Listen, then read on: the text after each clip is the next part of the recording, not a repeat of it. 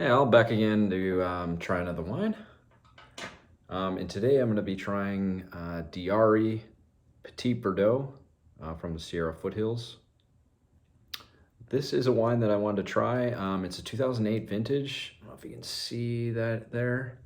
It's a wine that I wanted to try for a little bit and just haven't had a good excuse. So today is the day. I think this would be a cool wine to try to test out to see what an aged wine tastes like and get some more experience on tasting aged wines.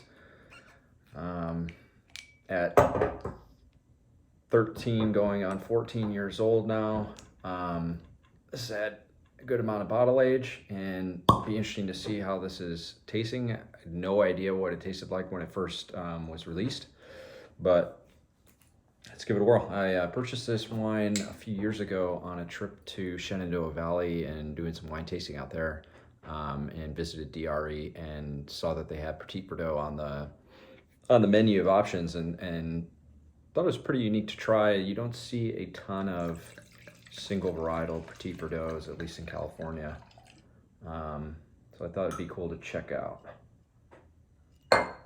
Petit Verdot is a Bordeaux varietal. It's typically blended in with other grapes.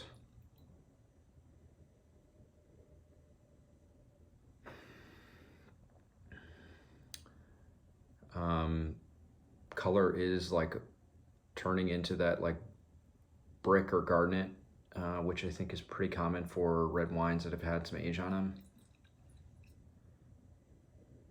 Really going to spend some time tasting this, because what I found with tasting vintage wines, and it's cool to test out, is a couple things that I've picked up so far. One is the fruit flavors that you get in red wine go from a fresh fruit flavor when they're first vinified and produced to more of a stewed fruit flavor. And so, like, I don't know, think about like fresh grapes to raisins, or a plum to prune, that kind of thing. So that's one of the things that I picked up.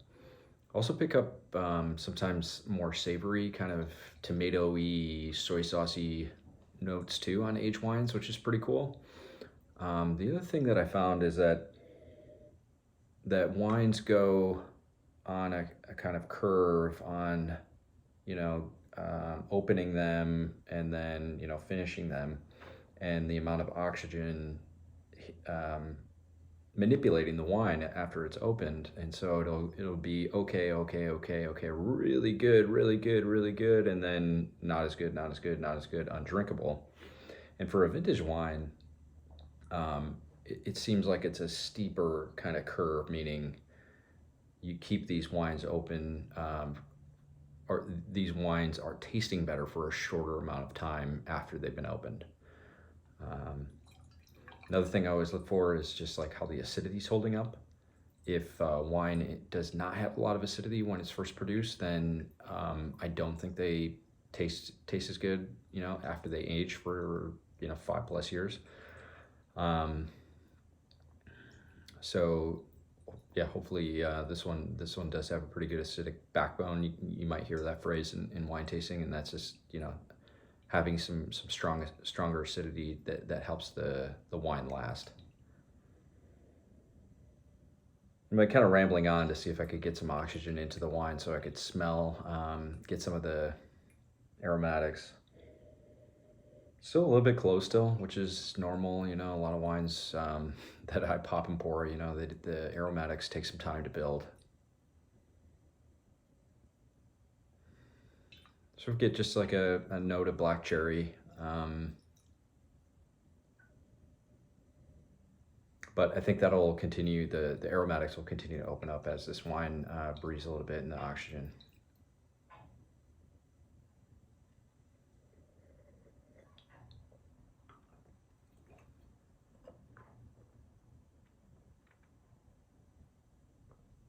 When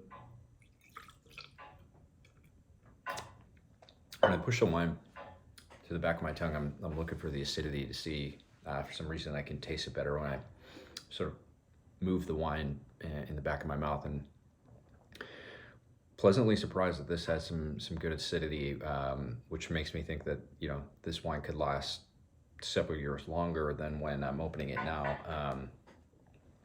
Really interesting. I didn't know what to expect with this DRE. I wasn't super familiar. I wasn't familiar at all when I first went there, and then just went through the tasting, and enjoyed it, and so thought it'd be fun to purchase some of the wines. This one wasn't on the tasting, and so maybe it was because I visited there in 17 or 18, and so this is, I think, maybe the last time they produced 2008 was the last time they produced a Petit Verdot single varietal. Maybe they're no longer doing it anymore. Just reading the back to see if there's any cool tasting notes. Aromatic, exotic. Only 390 cases bottled of this. So yeah, definitely a unique wine to try. Very cool though.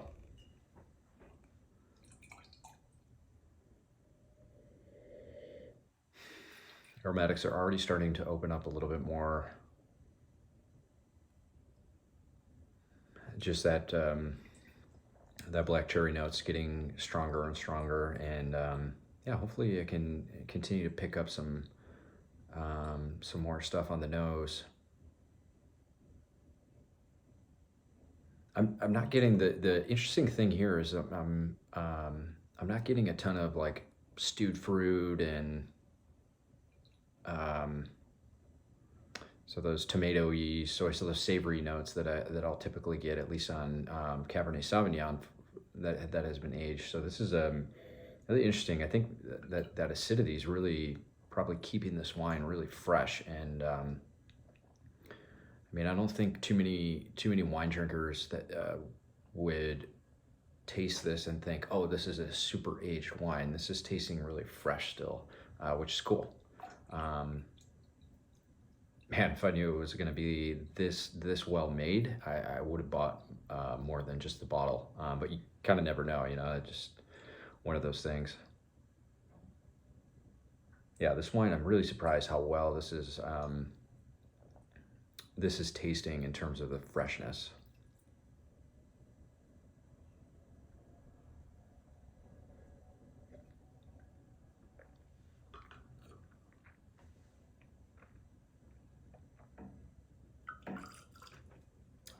The other thing too that I just wasn't super aware of is that I'm not sure if Petit Verdot is has more kind of an acidic flavor profile than Merlot, Cabernet Sauvignon, Malbec, but this one definitely is. Maybe somewhere like in that Cab Franc world versus a Merlot, which tends to be a little softer on the acidity. At least, the ones that I've tried. And that's why, I think you typically find it makes sense when you read and learn about Bordeaux wines and right bank wines, or kind of, I think it's easier for me to think north and south. North of the river flowing through there, the blends are Cab Franc and Merlot typically, or that's a very common blend, and that makes sense to blend those two together when Cab Franc has kind of a little bit more acidity to help preserve the wine. So I wonder if Petit Verdot has a similar kind of acidic structure that helps in the blending process for like a Merlot or even a Cab Sauv. Man, but I'm just really surprised on how, one, fresh the wine is, and two, just how well made the wine is. Pleasantly surprised. This is awesome. I mean, went through the tasting, and the winemaker, I forget his name off the top of my head, I can look it up, but the winemaker was giving the tasting, which is always really cool. Trying to see if his name's listed on the back. I mean, it's probably his last name is Diari, but very nice guy, and the wines were well made, so that's why, even though this wine in particular wasn't on the tasting, I thought it might be cool to check out and try. Petit Verdot is such a cool wine. I think when you see it on either restaurant wine lists or at your retail shop, check them out, because they're one Bordeaux varietal, so like you're probably used to, you know, it kind of falls in line with a lot of red wines that you normally drink, either from California with like a lot of Cab Sauv stuff, or if you're a Bordeaux fan, you know, Cabernet Sauvignon, Cab Franc, Merlot, Petit Verdot falls within that realm. But like I said, it's not typically produced in a single varietal bottling. So when you see it on the menus, definitely check it out. It's cool to try. I mean, nice to learn like new stuff about an area that, you know, you think you have a pretty good handle on in Bordeaux. But then stuff like this, you know, appears, and it's pretty cool to see like new stuff or try new things. Now, a little surprised. I don't know why this isn't more commonly planted, you know, and produced as a single varietal. I don't know. I am really enjoying this, and I could definitely, you know, see this wine going really well with a lot of different foods. It's not blowing my top off with the alcohol or the fruit, you know, and that could be because it's been aged for a while. But on the back, it's saying 14.2 alcohol percent, which, you know, isn't anything above 15 for a still wine, meaning not like a port, you know, just like a regular still wine.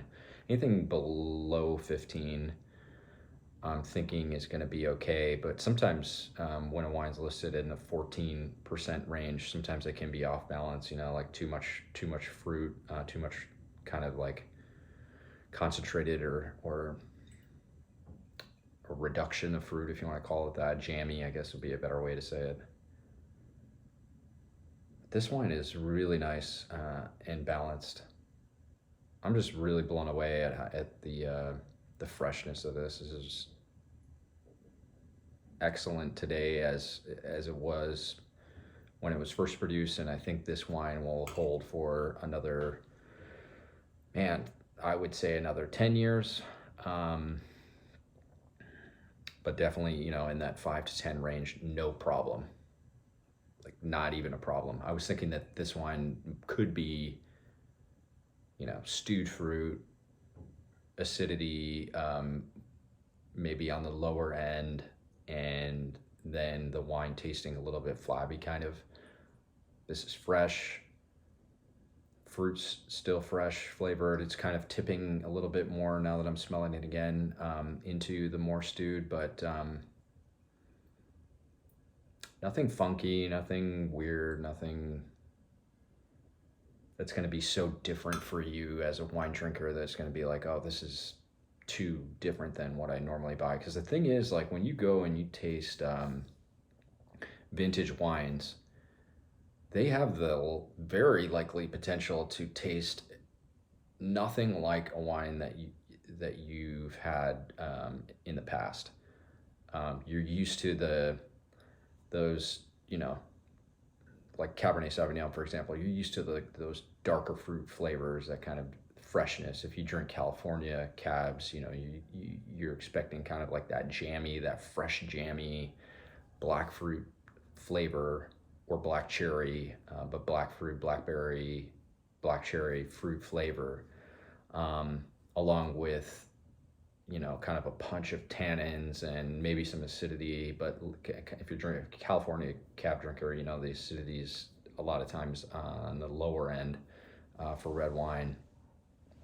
And then when you taste a vintage wine, like a 20-year-old wine or even a 15-year-old wine, the fruit is tasting completely different. It's in that like tomatoey, kind of savory, soy saucy flavor profile. It doesn't taste as fresh. The tannins are now kind of subsided, but also the fruit is subsided. that kind of punch of fruit flavor. Both of those things are now, less so, or reduced, if you want to call it that. And if the acidity isn't there in the vintage wine, then it's going to taste really different than a new wine. And so that's the key thing that I want to highlight here, and why I keep harping on how fresh this is. It's just like that acidity, I think, is the main component of how you maintain that freshness, which makes sense,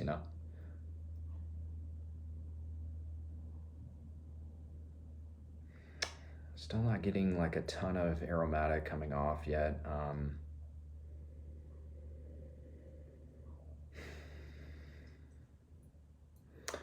think, this wine you could even decant this for a little bit, which I think would help, and I'm terrible at, but giving this even more air and more oxygen in a decanter would be great, I'm sure, for this wine.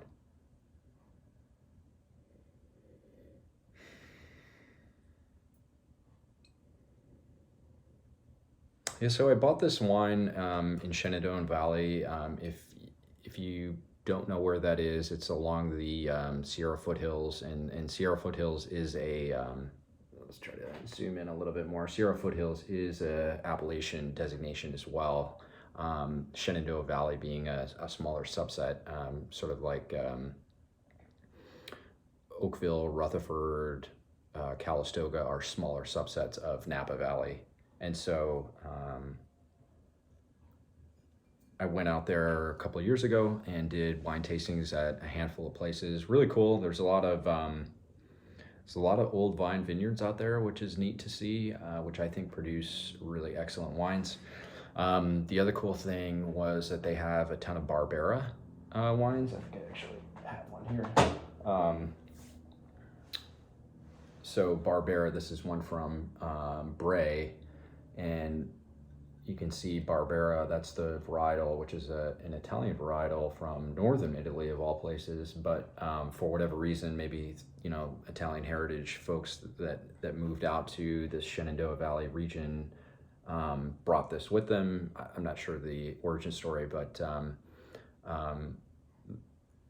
I would say all the producers out there that are producing red wine in the Shenandoah Valley area are doing a Barbera, so it's pretty ubiquitous.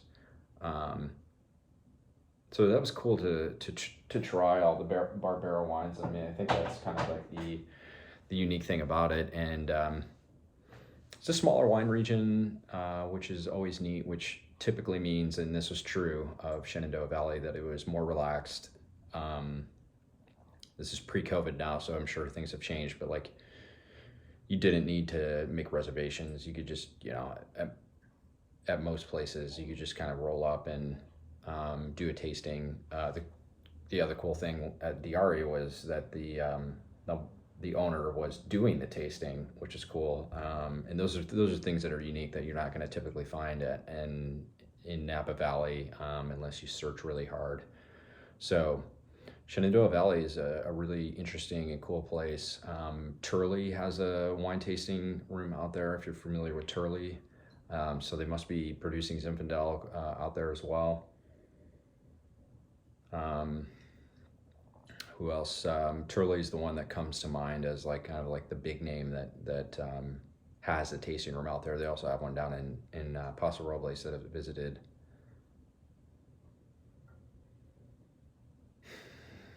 Okay, so yeah, I'm trying to pick up on the aromatics to see like whether it's starting to change yet, and man, it's just taking a little bit of time to open up, which is normal, but yeah, kind of just like a little bit of like a dusty or kind of like a dry black cherry on the nose. And I have nothing to compare this to. I mean, in terms of like varietal characteristics, I've tasted, this might be the second or third Petit Verdot single varietal wine that I've ever tasted in 20 years. They're just not that common. So it falls in line with like what I would, if I were just blind tasting this, I would think it was a Bordeaux varietal, like that would be my best guess, like the closest thing that I could guess to. Um, but otherwise, like I have nothing to compare a Petit Verdot to. Like I said, it's typically a blending grape in Bordeaux and whatever's grown in California, I think, or other places. And I don't even think it's that they have that much planted.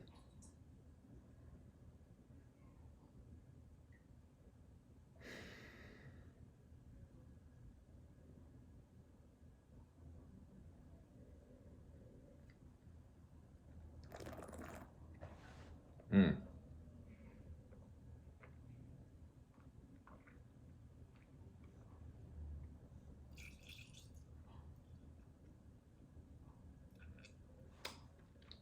My mouth is puckering from the acidity. There's such a good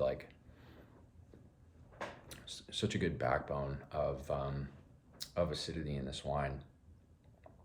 This is really well made. I am blown away just like on how how this is holding up. Um, I'd be really interested to see like what the fruit characteristics of this wine were when this was originally released, like in '09 or 10 or 11, whenever they release this wine. I really wonder because the black cherry, kind of like that dusty black cherry note comes through, but it doesn't punch you in the face in terms of like the main thing. But yeah, man, I'd be really really curious to see what this is like when they first release it. I bet it was delicious. I mean, in terms of like just like the fruit flavor.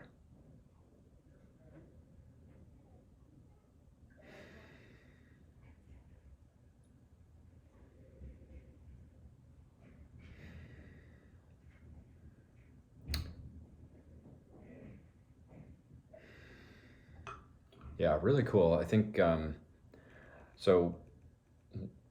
One thing is go search out Diari wines. They are really well produced, and having that acidity in red wines is something that I always look for. And just the fact that they have such a good acidic backbone for this wine from 11 plus years ago just makes me think that they have a good winemaking style and kind of like what I'm looking for in wines. And again, wines that are going to go with food and be shared amongst like friends and loved ones when you have them and you're eating food, and having this as an accompaniment to that food would be excellent. I'm trying to think what would be kind of the food pairings that come to mind. I think this one is cool too, because even being like a Bordeaux varietal, and maybe it's from the bottle age, that it's kind of like tamper down the intenseness, so to speak. But I think this would go with a lot more dishes than what I could think of to pair with a brand new Napa Cab, for example. That's going to be tons of fruit, tons of alcohol, tons of new oak and strong tannins. So yeah, I think this has the ability to pair well with a lot of different foods. If I was gonna go beef, which is like the typical pairing with like a Bordeaux red, or like what we think of, especially from Napa Cabs. But like if I was gonna go beef, I would go lighter cuts, meaning this would be perfect with beef tenderloin. So beef tenderloin or steak au poivre, if folks make that still. But having like a lighter tasting cut of beef, so from the fillet, or even a strip steak, a New York strip, would do really well. And even going on the loin and thinking about a ribeye, even a ribeye I think would be great because this still has the acidity to match that amount of extra fat that you're getting in a ribeye versus, you know, like the tenderloin or even the strip. Yeah, this would go well with those types of cuts. The distinction I'm making too is like when you get into, you know, the shoulder, the chuck steaks, or you're eating a, you know, brisket from down below on the undercarriage of the cow, or you're having like ossobuco from, you know, lower down on the legs. Those are stronger tasting cuts of meat to me, and so that's where I would look to the capsabs, the Syrahs of the world to pair with those stronger cuts because they're stronger flavors. The varietal wine is stronger, so try to match that up as well. If you're going outside of beef, excuse me, I think red sauce pasta dishes would be great with this. What else? If you go lamb, if you love cooking lamb and enjoying lamb, I would go again on that kind of the loin area cuts. Lamb chops versus, you know, shoulders or the even the leg of lamb. I think leg of lamb would be okay, and I was kind of saying it slow because I think leg of lamb would be cool and pair well, but like getting into the shanks, like if you do braised shanks, this might be maybe a little lighter than what you'd want in terms of flavor profile.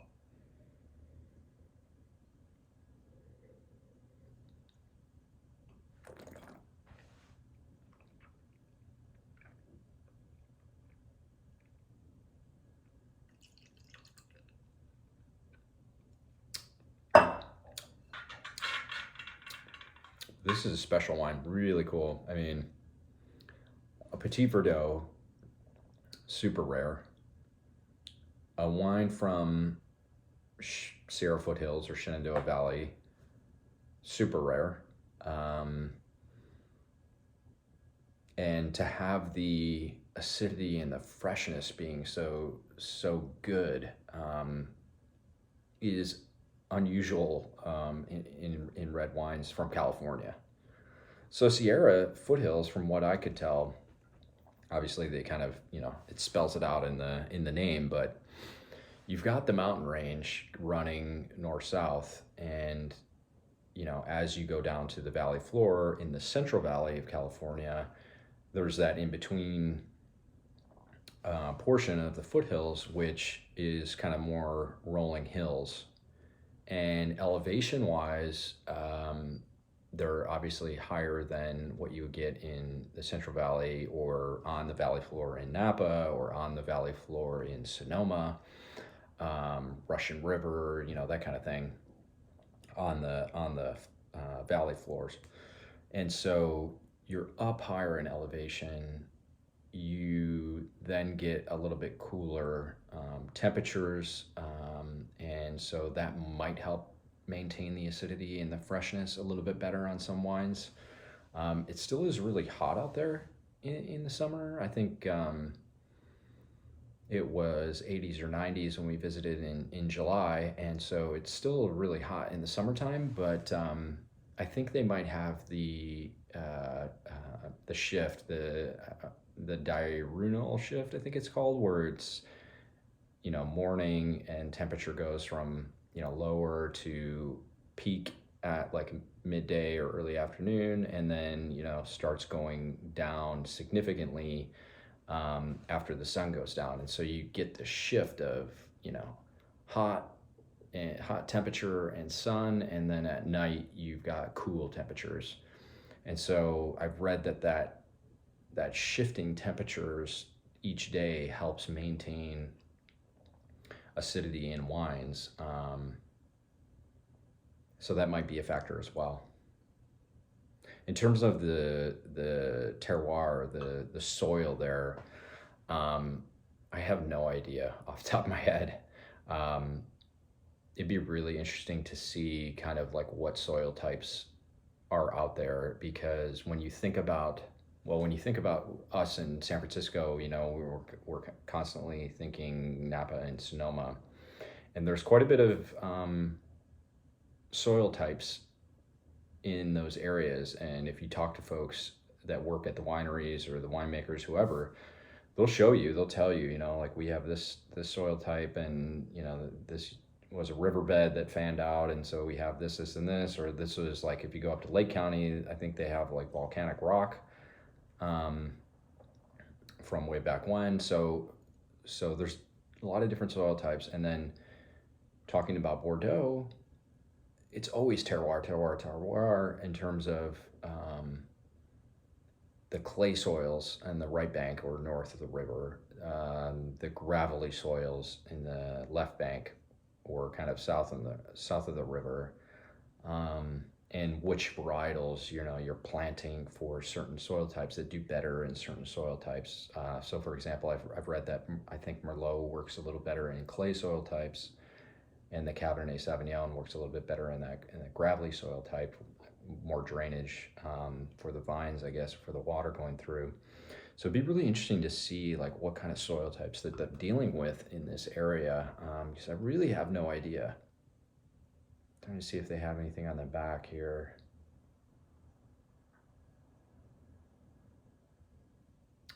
I don't see anything.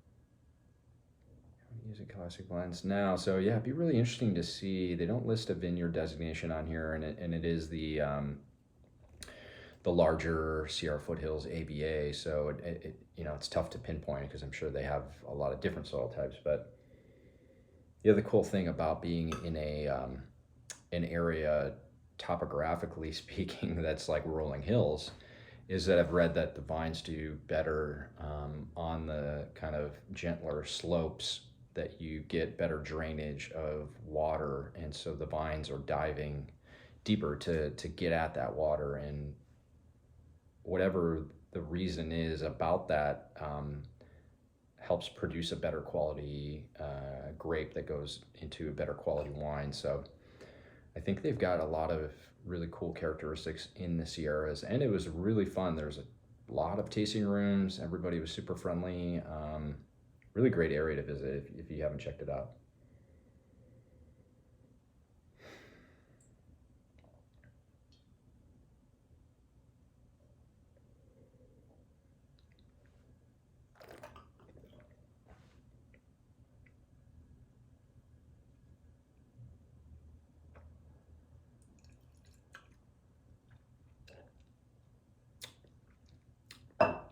But I'm blown away by the quality. This is excellent. I don't know what I paid for this. It was, I think, somewhere between, you know, 30 and 60 bucks. I just don't remember, but man, this turned out to be just like a great purchase on a whim, you know, that I saw. And so that's another thing to keep in mind is like when you go to these wineries, and you have a certain menu that you're tasting from, or you've got the wine tasting list, and you're enjoying each wine quality wise or style wise, whatever, like you're really enjoying it.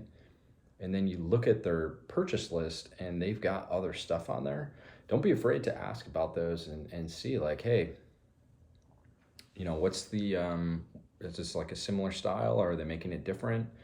And if so, hey, do you happen to have any behind the bar that maybe you could pour? Especially nowadays when you got like the Corvin, you know, they might be able to, you know, give you a small taste of one of these wines, even if it's not on the, you know, like the official tasting list, and see if you like it. You know, there's a lot of kind of hidden gems that way, I think, at places, especially when, like I said, when you're enjoying the overall quality and the style of the wines that you're tasting. Even more so when they're not really distributed. And a lot of those wineries in these other wine tasting regions, they don't have distribution. Maybe that's changed now.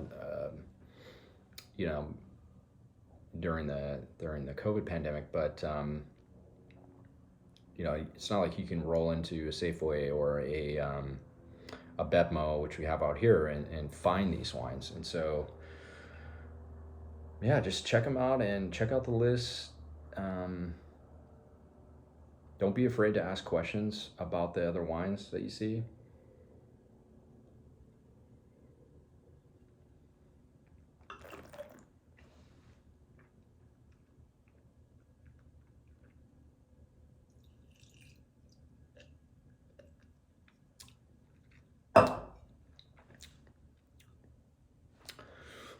This is tasting really good. Let's see if second glass might be evolving. Like I said, these wines go like on a curve. If you've got a ton of acidity, a ton of fruit flavor, this is like hypothetical world, but like a ton of acidity, a ton of fruit flavor, a ton of tannins, the wine's going to have a longer life to enjoy. If it doesn't, then you know it's going to be a shorter, you know, lifespan. And when these wines age, I think it goes into a shorter but, you know, higher up level of quality potentially, but just a shorter amount of time.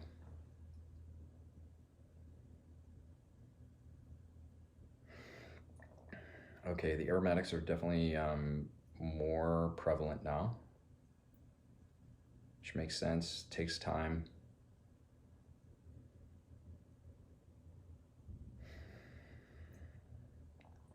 Trying to smell for like, you know, is the fruit changing? If so, how?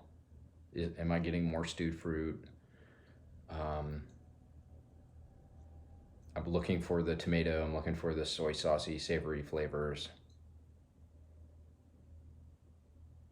But this is kind of still remaining as like, it's almost like a dusty, like a dry black cherry.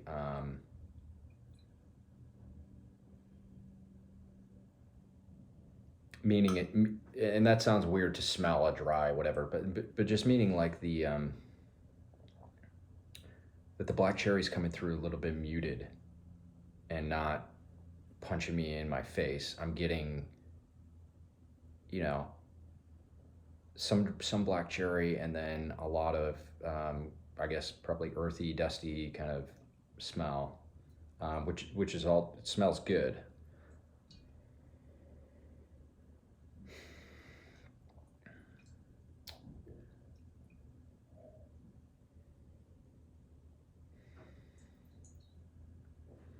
Again, I'm spinning the wine in the glass to agitate it with the oxygen.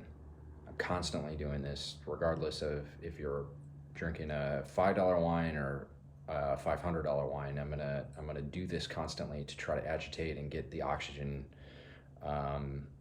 incorporated in and opening up the flavors.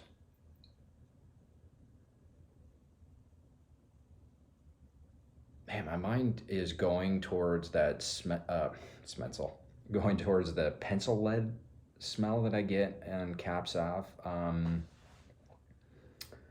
But it's not the same and it's not as pronounced.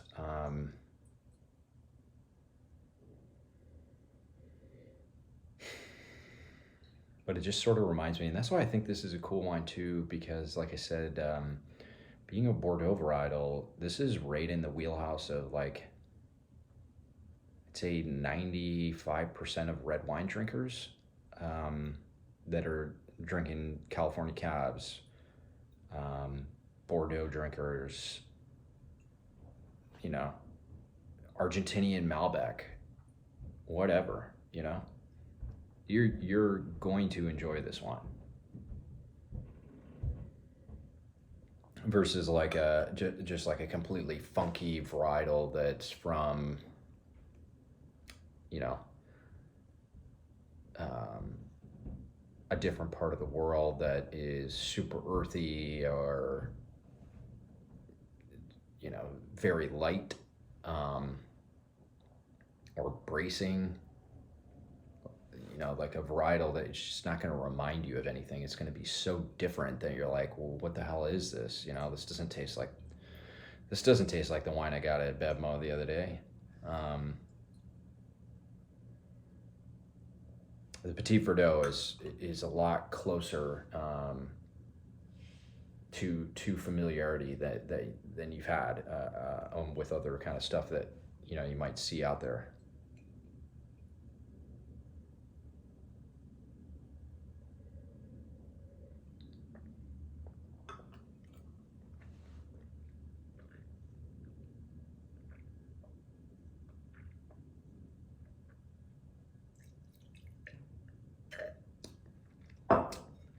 See, as you still there is a little bit of drying from the tannins, but they're silky smooth, very balanced. This is a really awesome wine. Rating this wine right now is kind of weird because I have no idea like what it tasted like when it first was produced, but this is a 94 point wine to me. This is excellent. Considering how many years bottle age it has, considering the location and kind of the unknownness of the wine, this is excellent wine. I would highly encourage you to go out and search out vintage wines, older, check them out and see how you like them. And also go check out the Shenandoah Valley and the Sierra Foothills region of California. They have a lot of potential and a lot of high quality wines. Cool. See ya.